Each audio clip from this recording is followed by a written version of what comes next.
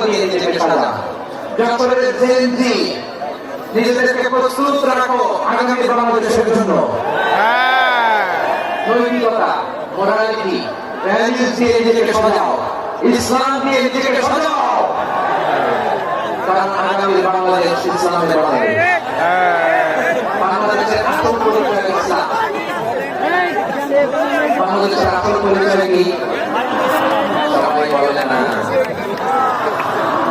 বাংলাদেশের আসল পরিচয় কি? এই ইসলাম নিয়ে আমরা সংসদ ভবন সাজাবো, রাজি আছি না নাই? শেকড় তুলে দেওয়া যাবে না।